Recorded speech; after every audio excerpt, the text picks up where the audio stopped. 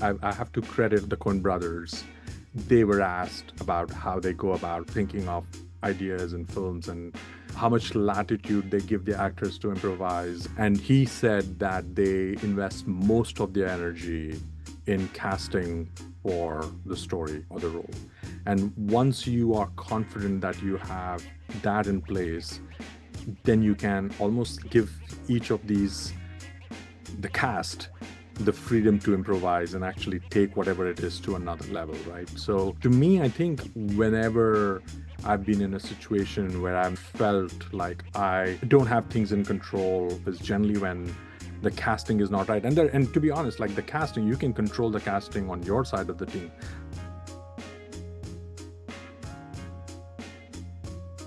That would be awesome to just find out your unique perspective on managing creative workforce, managing contractors. I digress a little bit, but I guess we can start with the easy stuff Yeah, about you. What do you love when it comes to managing a creative workforce? I think the challenge for most creatives is we get into the business because we like to create, right?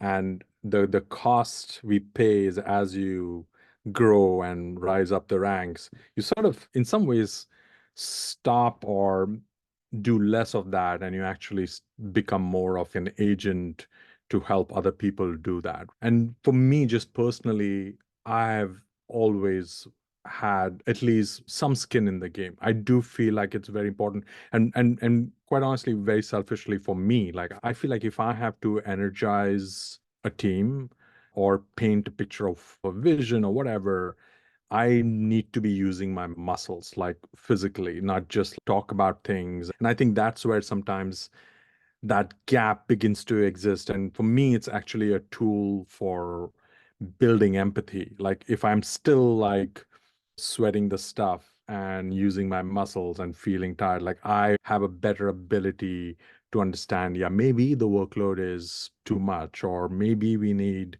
extra resources. So I think everybody obviously does things differently. For me, having that one foot in the work helps me just speak about it more and be a cheerleader for it and to be an evangelist for it better. And at the same time, I know a lot of really good creative leaders who are very comfortable managing and leading. And yeah, I think there are different kinds. For me, it's just more of always keep going back to the actual work too.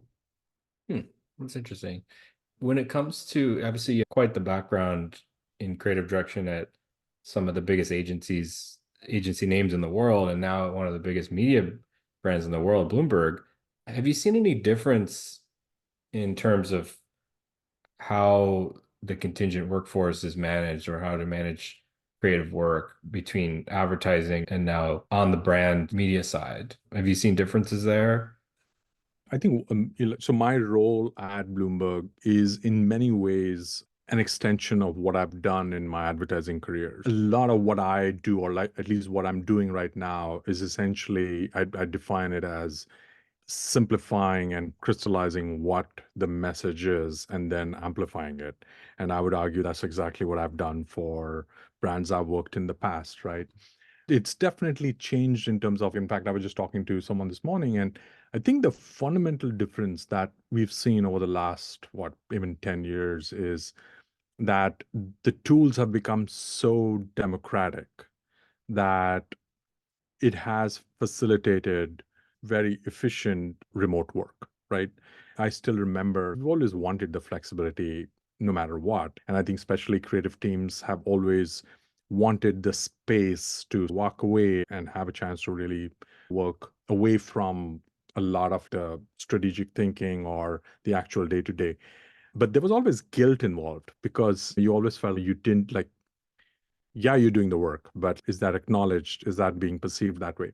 And I think now we are at a moment in time where you have the tools to create and you have the tools to manage, which didn't exist. And I think obviously it's the obvious thing is that COVID and the sort of remote work happened during those 2.5, 3 years.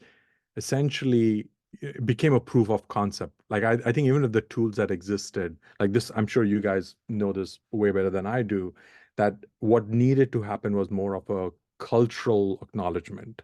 It was not so much a, yes, technology kept getting better and there are better tools than ever before. But I think that big shift of the cultural acknowledgement makes it possible to say, if I had to say, hypothetically, have a startup and I were designing a product and I wanted to make something, I would feel very comfortable having a team which was very distributed and still be able to do something pretty good that I couldn't have done maybe even 5 years ago. I have a sort of an interesting example. I remember, like, right before I came to Bloomberg for a year, I was involved with this sort of makerspace, and we were doing a lot of just projects and consulting.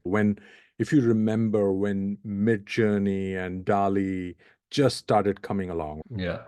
and I was really excited about what that tool fundamentally allows you to do in terms of initial brainstorming. And a lot of that has been proven in the last 2 years. But if you rewind 2 years ago, and what we did was we had an idea and we realized that obviously Midjourney was still at a very basic level, but we wanted to create something which was in the animated space, right? Now, if you've ever worked on animated projects like 5 years ago, they were generally the most time consuming and costly things to do because you had to storyboard things and then you had to render these things, and they would take like sometimes 6 or 7 months.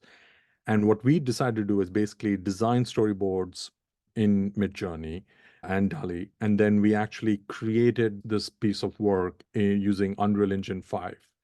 Now, the cool thing about that was the people who did the Midjourney designs were based out of Serbia, and the people who were doing the Unreal Engine work were based out of India. And we were working around the clock. But what I'm trying to say is that the democratic tools with that sort of geographic flexibility made it possible for a really small outfit to create something that was, I thought, was pretty impressive for the time. And that wouldn't have happened, you know, even 6 months before we actually did that.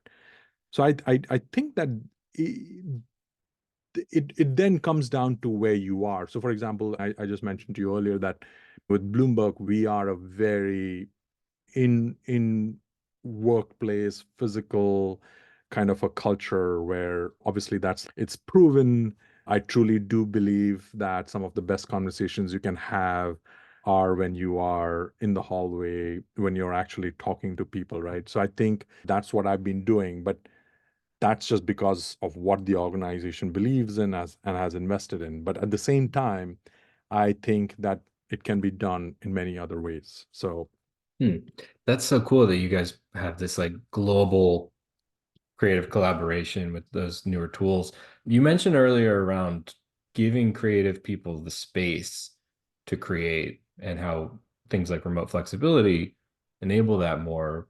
What are some things that get in the way for you or for your talent from creating the actual work? Because we often hear things like the side work or the admin work that needs to be done when it comes to design, etc. But freeing people up to focus on what they're best at really is a beautiful thing. But yeah, what are some ways that you've freed up your talent to just focus on what they do best? I think it comes down to it, if you really think about like the personalities of creative people. We tend to be more introverted. I always like to believe that we are clearly far away from neurotypical. And I mean, and I think I'm sure you feel the same way. There are days in a week where I know I'm going to be more productive at place X or Y, right? And I think that having that flexibility is always a great thing. I think there are days when I would argue that it's way more productive for me to be in a physical space and an office. But I remember this was almost 15, 18 years ago. Yeah, almost 18 years ago. So I was at J. Walter Thompson at that time. And me and my art director partner, we used to go walk up to MoMA primarily because like the physical space in MoMA with those massive galleries were really quiet, and yet it was a very inspirational space. We had an office in Midtown, but like that physical sort of separation helped us be more productive. And I do think that to me, if there is trust, if there's, and I think the trust is built over a period of time and through systems, then having the ability to have that space is a asset, and I think a benefit for a creative team, and if they appreciate it. I think it comes back to, again, the kind of work we do and the casting of the people who do that work. We tend to be people who do better when we have a little more space, physical and I think mental. Hmm. Can you talk to me more about that casting? I haven't heard it put that way, but like, yeah, matching the right creative talent to the right project. Do you have a thought process around what you just called casting, which I love?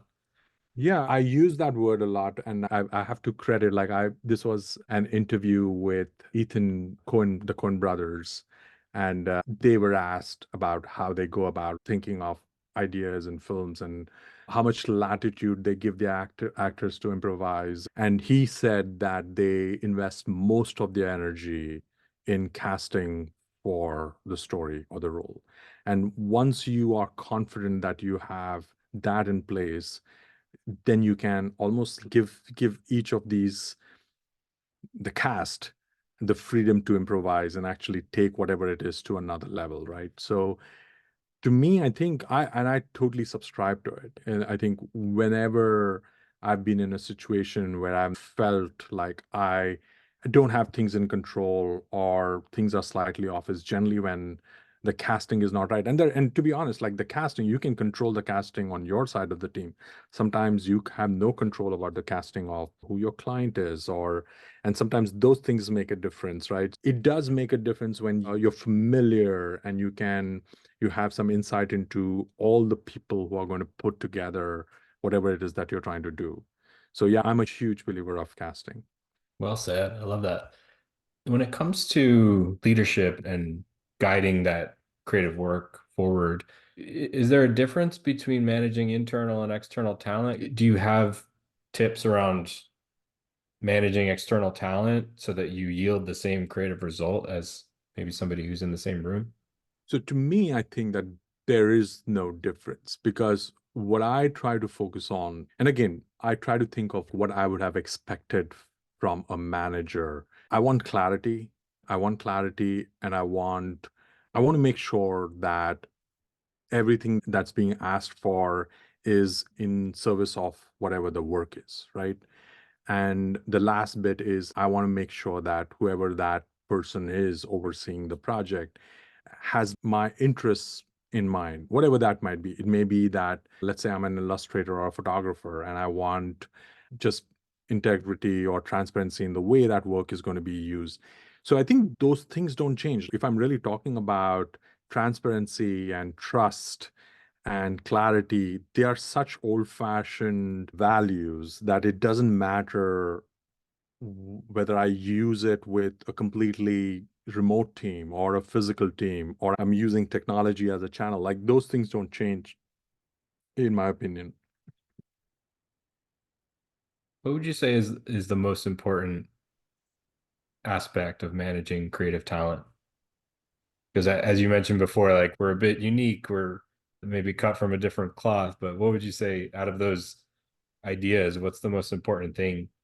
I really do think, I think, well, uh, to have a vision, something that, and also like having a positive, I think you want to have your leader to draw the margins of where you can go, and the bigger and the broader that is, that requires a certain level of confidence, right? And you want whoever is driving a direction to have that one of the biggest sort of blockers to do great work or big work is when there's fear involved, or where you feel like your stakeholders will not have the ability to sell it through. So to me, I think empathy is a big one, because you want someone to truly understand some of the challenges you might have. And in fact, that empathy informs the clarity, because then I will take the pains to make sure that I'm accessible, that I'm giving you all the information that you need. And obviously that overlaps into the trust that I was talking about. I think those are the things, because part of what we are doing, if I'm being absolutely candid, there's so much complexity in the kind of projects we do. And I'm very cognizant of the fact that there are sometimes people in my team who are individually way more skilled or talented than I am in a certain space or a category. And I think the best thing that I can do is to make sure that I'm going to give them the freedom to do what they can do. I am going to be clear, so I'm not going to be wasting time or resources. And I'm going to, yeah, and then they can trust me. I think those things almost triangulate and work in conjunction with each other. Love it. Thank you. Well, I'm just mindful of your time. I have one more question that I've been asking everybody, because we talk a lot about the future of work in the space that we're in at Worksuite, and you can take this in any direction you want, but what does the future of work mean to you? What are you seeing that's going to be really important for the future workforce? I think it is a general, it's so general, right? I think the answer is best answered when we talk about a specific sort of role and a project, right? But I do think that we are clearly now at a point where we can cast a wider net, right? And we can bring in resources in many cases where the barriers are. What's happened is that previously, like 15 years ago, if you wanted to work with someone globally, you needed the weight and the infrastructure of a network, a big holding company.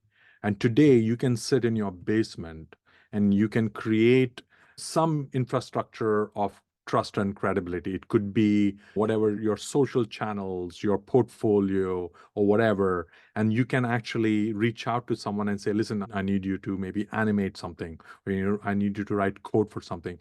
And you can actually make that happen. I think there's going to be more of that that's going to happen. I do think that this democracy of tools and skills is going to make a lot more things that are nimble and work faster. At the same time, I think it's also going to get very noisy, right? Everyone can do that. So to me, I think the future of work is going to be more decentralized for sure, but also incredibly competitive.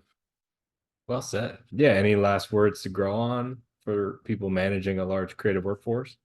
I think the one thing that we might not have is a large creative workforce. I think that this whole idea of how many people we need to do the things that we want to do is fundamentally changing.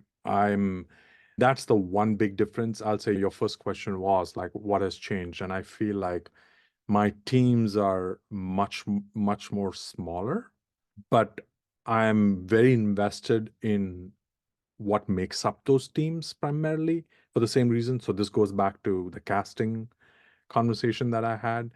And I do think that one of the things that I'm encouraging the smaller teams, the fewer people to do, is to familiarize themselves with more of these tools. So what we may not be able to have in the luxury of large headcounts, I want to make sure that the people who are there can do with the additional tools that they have. Honestly, I think that is a large part of it. I've worked in an organization where it was very normal to have 20, 30 people working on a large piece of business, right? I think those days are long gone, right? And I think as we move into where we are going, there's a lot of change happening. I'm not going to use the cliches of AI and all of that that's going to affect what we do. But there is no doubt that we are going to be working with smaller teams. Arguably, I think it should put pressure on leaders and managers to take really good care of those people, because it's possible to. And yeah, and then and keep that door open to how we can in the right way use the tools to do the work better. Yeah, so more of a quality over quantity, and Absolutely. Yeah. really treat that talent so you can keep them engaged. Absolutely. Yeah. Love it. Well, this was a really great conversation, Dinesh. Thank you so much.